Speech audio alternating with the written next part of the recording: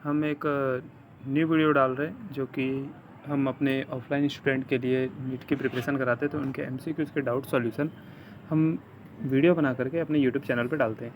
तो अगर कोई स्टूडेंट नीट की प्रिपरेशन कर रहा है और उसे अच्छे एमसीक्यूज़ की सॉल्यूशन करनी है, तो वो हमारे यूट्यूब चैनल पे विजिट कर सकता है और उस एमसीक्यूज़ के सॉल्यूशन को वो भी प्रैक्टिस कर सकता है।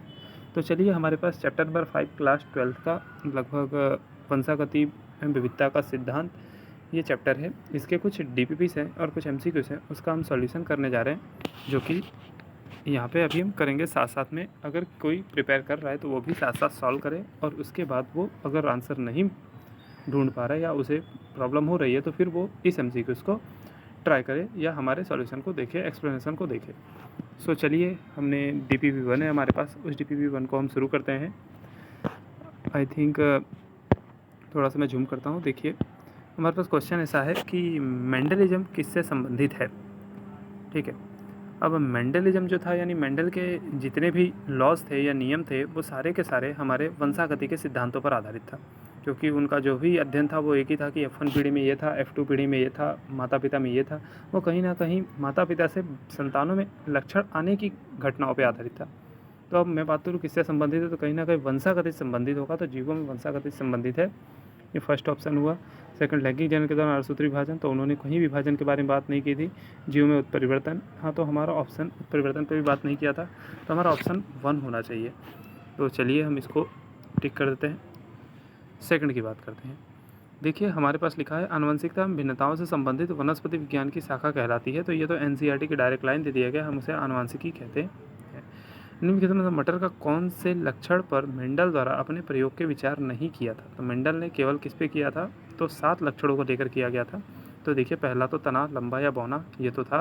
त्वचा एवं ग्रंथिल या ग्रंथिल रहित, ये नहीं था, तो हमारा ऑप्शन नंबर 2 होगा। इवन तो भी आगे पढ़ लें तो बीज हरा और पीला, ये भी नहीं था। सॉरी, ये उन्होंने लिया था। और फली हुई या संकुचित, ये भी उन्होंने अपने एक्सपेरिमेंट में लिया था। अब क्वेश्चन नंबर 4 की बात करते हैं। तो क्वेश्चन नंबर 4 कहता है, देखिए, 2 अलग अलग अलील वाले जीव कहलाते हैं।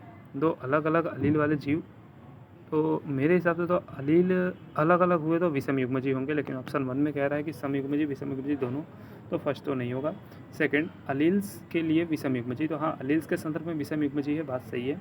अगला देखते हैं, तो अलील समयुग्मजीव, गलत बात है। जब अलग अलग होंगे तो समयुग्मजीव नहीं हो सकता, तो हमारा ऑप्शन जो होना चाहिए वो 2 होना चाहिए। ठीक है, चलिए अब नेक्स्ट क्वेश्चन की बात करें। तो क्वेश्चन नंबर 5 की बात किया गया है, जिसमें लिखा गया है कि 1900 AD में 3 वैज्ञानिकों पृथक से मेंडल के सिद्धांतों की पुनः खोज की वे हैं। तो हमें एनसीईआरटी में लिखा ही हुआ है, डीवरीज, पॉरेंसन और शेरमार्क, ये तीनों ने वापस से मेंडल के एक्सपेरिमेंट को रीडिस्कवरी किए थे। चलिए आगे के क्वेश्चन को देखते हैं। जब एक जीन में 2, यानी क्वेश्चन नंबर 6, जब एक जीन में 2 विपरीत लक्षण उपस्थित होते हैं तो उसे क्या कहते हैं। एक जीन में 2 विपरीत लक्षण हो तो उसे हेट्रोगैमस कहते हैं। तो हमारा आंसर जो होना चाहिए वो 2 होना चाहिए, सीधा सा आंसर है। चलिए नेक्स्ट क्वेश्चन की अब बात करते हैं।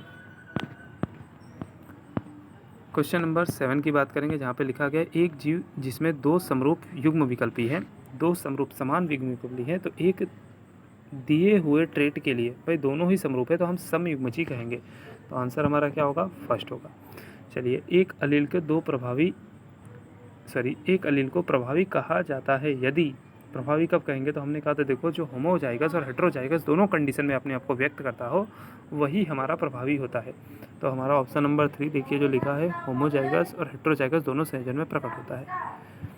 क्वेश्चन नंबर 9 की बात करेंगे। तो एक संकर संकरण परीक्षण के पहले पद में मेंडल ने मटर के पौधे का चयन किया था, जिसमें होता है तो शुद्ध लंबा पौधा और शुद्ध बौने पौधे नर मादा होते हैं। ठीक है, और शुद्ध लंबा पौधा मादा के रूप में और शुद्ध बौना पौधा नर के रूप में। तो आई थिंक आंसर हमारा फर्स्ट होगा, क्योंकि उन्होंने नर को लंबा लिया था और मादा को उन्होंने बौना लिया था।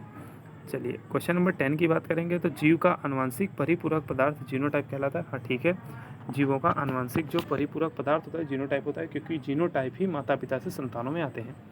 अब दूसरी बात करें तो जीनोटाइप जीवों के आनुवंशिक गुणों का प्रकार होता है। तो हाँ, ये भी सही है, तो दोनों ही हमारे ऑप्शन सही है, क्योंकि जीनोटाइप ही जीवों के वंशागति गुणों का प्रकार होता है। सो हमारा ये होगा 1। तो हमने DPP 1 को देखिए सॉल्व कर दिया काफ़ी इजी तरीके से। तो आप नेक्स्ट वीडियो जल्द ही हम अपलोड करेंगे।